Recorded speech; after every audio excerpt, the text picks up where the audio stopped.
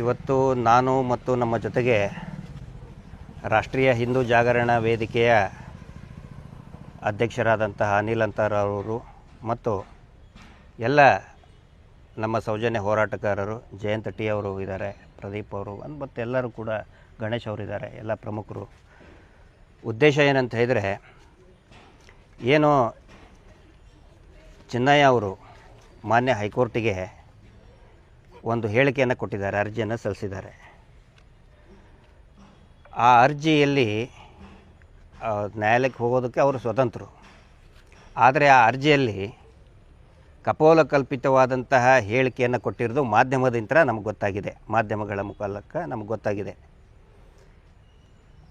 ಅದನ್ನು ನೋಡಿದರೆ ನಮಗನ್ಸುತ್ತೆ ಈ ತನಿಖೆಯನ್ನು ನಿಲ್ಲಿಸೋದು, ಆನಂತರ ಜನರ ಗಮನವನ್ನು ಈ ಅತ್ಯಂತ ಗಂಭೀರ ಪ್ರಕರಣ ಇದೆ, ಇಡೀ ದೇಶಾದ್ಯಂತ ಮತ್ತು ಇಡೀ ಜಗತ್ತಿನಾದ್ಯಂತ ಗಂಭೀರ ಪ್ರಕರಣ ಇರುವಂಥ ಧರ್ಮಸ್ಥಳ ಪ್ರಕರಣಗಳು, ತನಿಖೆಯ ದಿಕ್ಕನ್ನು ಬೇರೆ ಕಡೆ ತೆಗೆದುಕೊಂಡು ಹೋಗೋದಕ್ಕೆ ಈ ಒಂದು ಕುತಂತ್ರವನ್ನು, ಈ ಒಂದು ಷಡ್ಯಂತ್ರವನ್ನು ಶ್ರೀಯುತ ಚಿನ್ನಯ್ಯ ಅವರ ಮುಖಾಂತರ ಮಾಡಿಸಿದ್ದಾರೆ ಅಂತ ನಮಗೆ ಅನ್ನಿಸ್ತಾ ಇದೆ.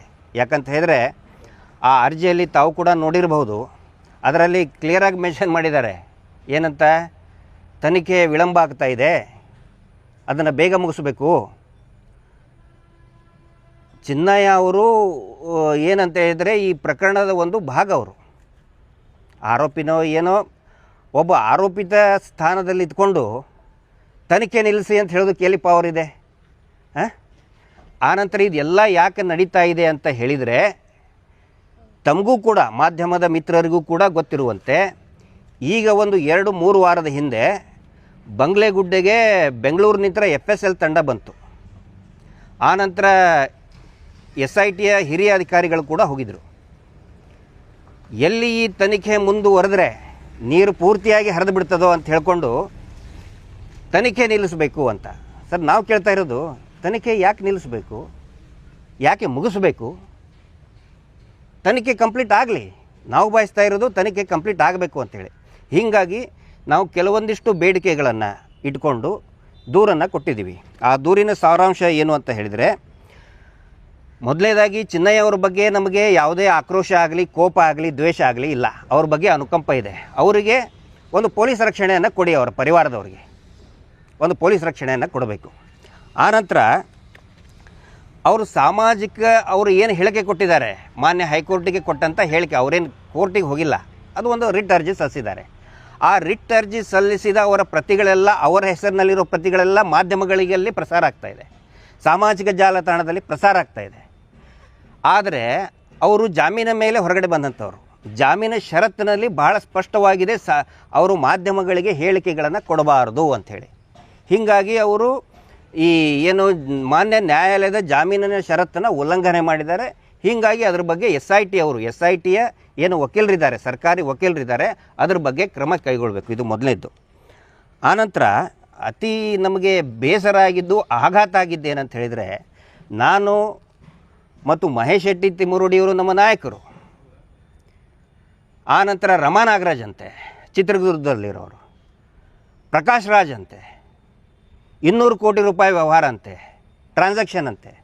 ಸರ್, ತಾವೇ ನೋಡಿದಿರಿ, ಮೊದಲು ಏನು ಹೇಳಿದರು, ಸ್ಟಾರ್ಟಿಂಗು SIT ತನಿಖೆ ಆದಾಗ ಫಾರಿನ್ ಫಂಡು ಅಂತ ಹೇಳಿದರು, ತಮಿಳ್ನಾಡು ಫಂಡು ಅಂತ ಹೇಳಿದರು, ದುಬೈ ಫಂಡು ಅಂತ ಹೇಳಿದರು. ಈಗ ಮುಗೀತದೆಲ್ಲ.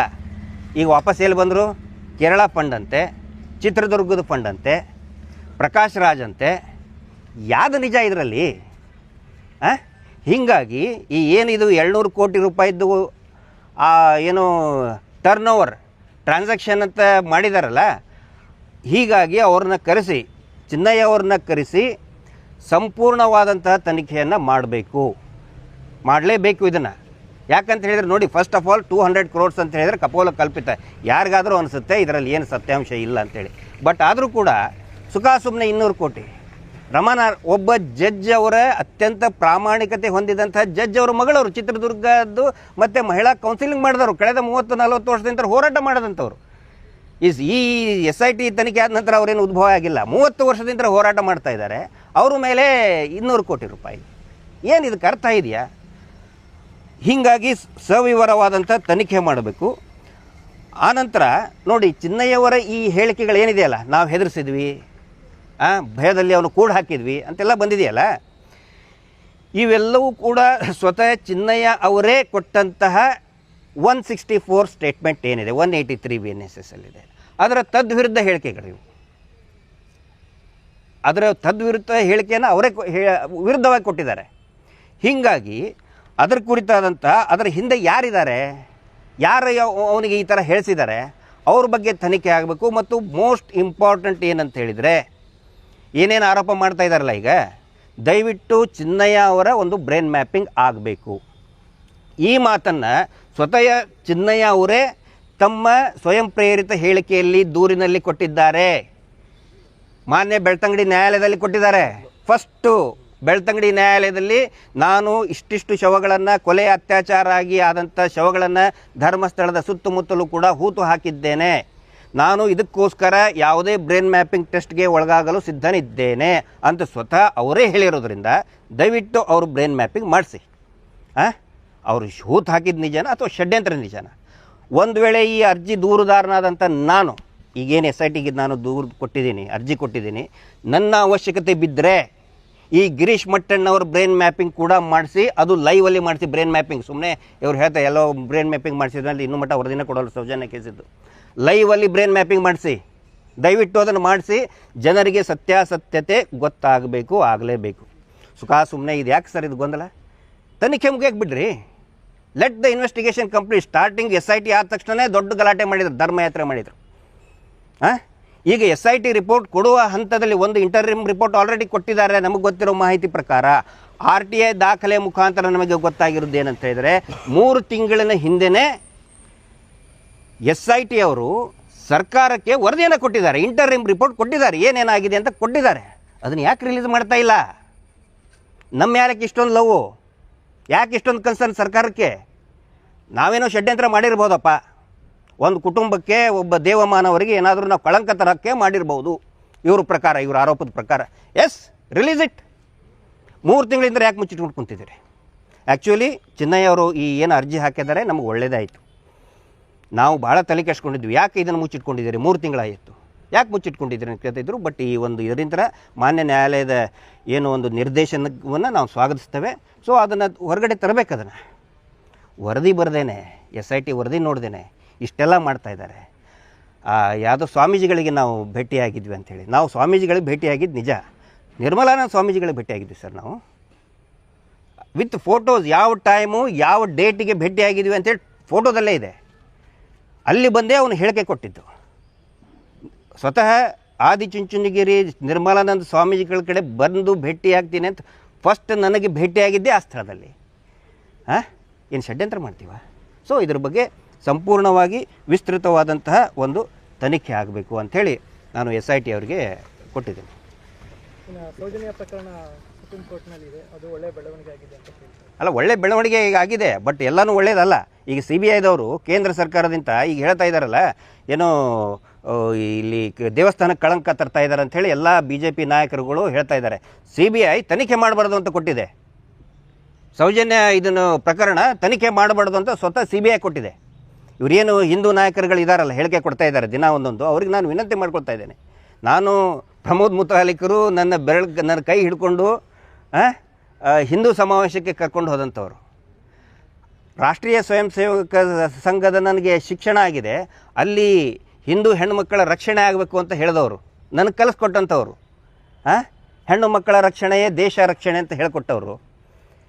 ಅದ್ರ ಬಗ್ಗೆ ಆಗ್ರಹ ಮಾಡಲಿ ಅಲ್ಲ. ನೋಡಿ, ವೆರಿ ಸಿಂಪಲ್ ಇದೆ, ದಯವಿಟ್ಟು ಇದನ್ನು ನಾನು ರಿಕ್ವೆಸ್ಟ್ ಮಾಡ್ಕೊಳ್ಳೋದು. ಇವನು ಹೇಳಿದ್ನಲ್ಲ, ನಂದು ಕೂಡ ಎಷ್ಟು 29 ಪೇಜಿನ ಹೇಳಿಕೆ ಇದೆ, SIT ಕೊಟ್ಟಿದ್ದಿದೆ. ತಮಗೂ ಕೂಡ ಎಲ್ಲ ಮಾಧ್ಯಮದವ್ರಿಗೆ ನಾನು ಕಳಿಸ್ಕೊಡ್ತೇನೆ. SITಯಲ್ಲಿ ಏನೇನು ಹೇಳಿಕೆ ಕೊಟ್ಟಿದ್ದೇನೆ, ಸಂಪೂರ್ಣವಾದಂಥ ಅಧಿಕೃತವಾದ ಕಾಪಿ ಇದೆ, ಇದನ್ನು ಕೊಡ್ತೇನೆ. ಇದನ್ನು ಕೂಡ ಪ್ರಸಾರ ಮಾಡಿ. ಆನಂತರ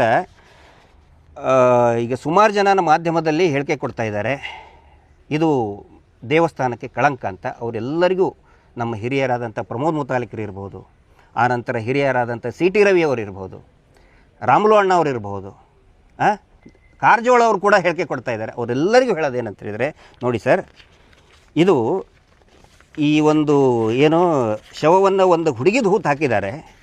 ಇದರಲ್ಲಿ ಕ್ಲಿಯರಾಗಿ ಬರೀತಾರೆ ಏನಂತ ಹೇಳಿದರೆ, ಒಬ್ಬ ಹುಡುಗಿಯ ದೇಹವನ್ನು ದಫನ್ ಮಾಡ್ತಾರೆ. ಇಲ್ಲಿದೆ ನೋಡಿ, ಆ ದಫನ್ ಮಾಡಿದ್ರಲ್ಲಿ a girl, dead body of a orphan girl without hairs ಅಂತ ಇದೆ. ಅಂದರೆ ಯಾರು ವಿದೌಟ್ ಹೇರ್ಸ್ ಅಂದರೆ ಏನು ಹೇಳಿ, ಮುಡಿ ಕೊಟ್ಟು ಬಂದಂತಹ ಒಂದು ಬಾಲಕಿಯ ಶವವನ್ನು ಅನಾಥ ಶವವಂತ ಮಾಡಿಕೊಂಡು ಅವತ್ತನೇ ಹೂತು ಹಾಕಿದ್ದಾರೆ. UDR number 37/2000 section 174 CRPCಯಲ್ಲಿ. ಎಲ್ಲ ಹಿಂದೂ ನಾಯಕರುಗಳು ನಾನು ಕೇಳೋದು, ಇದು ಎಡಪಂಥೀಯ ವರ್ಸಸ್ ಬಲಪಂಥೀಯ ಅಂತ ಈಗೇನೋ ಮಾಡ್ತಾ ಇದ್ದಾರಲ್ಲ, ಅವರಿಗೆ ನಾನು ಹೇಳೋದು, ದಯವಿಟ್ಟು ಇದನ್ನು ಓದ್ರಿ ಒಂದು ಸಾರಿ, ಇದನ್ನು ಓದಿ. ಮುಡಿ ಕೊಟ್ಟು ಬಂದಂತಹ ಹುಡುಗಿಯ ಶವವನ್ನು, ಮುಡಿ ಕೊಟ್ಟಂಥ ಆ ಹುಡುಗಿ ಶವವನ್ನು ಅವತ್ತಿಂದ ಬಿಸಾಕಿದ್ದಾರೆ, ಕೊಲೆ ಮಾಡಿ ಬಿಸಾಕಿದ್ದಾರೆ. ಮುಡಿ ಕೊಟ್ಟಿದ್ದು ಯಾರು? ಅಕ್ರಮ ಬಾಂಗ್ಲಾ ವಲಸಿಗರ? ಪಾಕಿಸ್ತಾನದಿಂದ ಬಂದಂಥವ್ರು ಮುಡಿ ಕೊಡ್ತಾರಾ? ಹಿಂದೂ ಭಕ್ತೆ ಸ್ವಾಮಿ, ಮಗು ಅದು ಅನಾಥ ಹೆಂಗಾಗುತ್ತೆ ಶವ?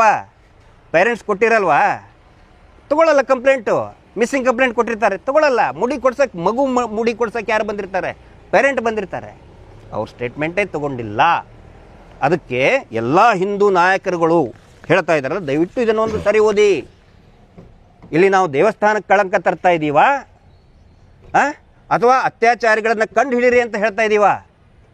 ಓದ್ರಿ, ನಾವು ಕೊಡ್ತೀವಿ. ಆನಂತರ ಈ ವರದಿನೂ ಕೂಡ ಇನ್ನೊಂದು ಪ್ರಮುಖವಾದಂಥ ಆಗ್ರಹ ನಮ್ದು ಏನಂತ ಹೇಳಿದರೆ, ದಯವಿಟ್ಟು ಈ ವರದಿ ಏನು SIT ಕೊಟ್ಟಿದ್ದಾರೆ, ಇಂಟರಿಮ್ ರಿಪೋರ್ಟ್, ಸ್ವತಃ ಮಾನ್ಯ ಗೃಹ ಸಚಿವರೇ ಅದನ್ನು ಓದಬೇಕು. ಆನಂತರ ಯಾರ್ಯಾರು ಈಗ ಹಿಂದೂ ನಾಯಕರು BJP ಲೀಡರ್ಗಳು ಹೇಳ್ತಾ ಇದ್ದಾರಲ್ಲ, ಅವರೆಲ್ಲರ ಕೈಯಲ್ಲಿ ಕೂಡ ನಾವು ಒಯ್ದು ಕೊಡ್ತೀವಿ. ಅದನ್ನ ದಯವಿಟ್ಟು ಓದಿ, ಏನಿದೆ ವರದಿಯನ್ನು ಓದಿ ಅಂತ ನಾನು ವಿನಂತಿ ಮಾಡ್ಕೊಳ್ತಾ ಇದ್ದೀನಿ.